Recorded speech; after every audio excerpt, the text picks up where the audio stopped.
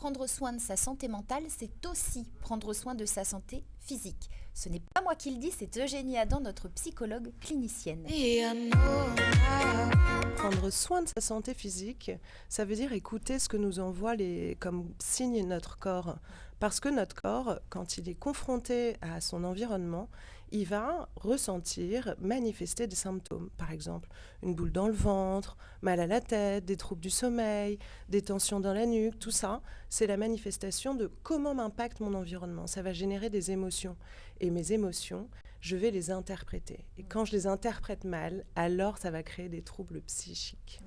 Et ça veut dire aussi que du coup, on peut se retrouver avec des douleurs chroniques, des maux de dos, des migraines à répétition qui peuvent être très handicapantes dans notre vie et qu'en fait, c'est pas forcément un problème lié à notre corps, mais que c'est dans notre tête que ça se passe. Alors, c'est dans notre tête, c'est dans notre corps, c'est exactement la même chose en fait. Ça peut être par exemple un trouble anxieux ou des épisodes dépressifs. Et si j'arrive pas à me rendre compte que mon corps est vraiment en train de me dire quelque chose, je vais pas faire attention à comment je me ressens dans ma vie et je vais pas prendre soin de moi correctement. Qu'est-ce qu'on fait, Eugénie ? Qu'est-ce qu'on comme fait ? ça.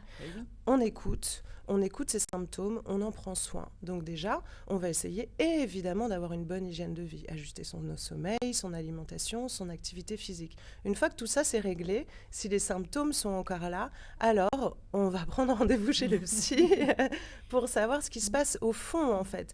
Qu'est-ce qui me préoccupe ? Qu'est-ce qui fait que je n'arrive pas à dormir la nuit ? Qu'est-ce qui fait que je n'arrive pas à reposer mon esprit ? Qu'est-ce qui fait que j'ai tout le temps une boule dans le ventre ? C'est un pas qui est peut-être parfois difficile à franchir et pourtant au final on se remercie souvent à la fin d'avoir fait cette démarche. Ouais, et en fait je pense que c'est vraiment arrêter de se dire je vais chez le psy parce que je vais mal, mais je vais chez le psy parce que j'ai envie d'aller mieux maintenant.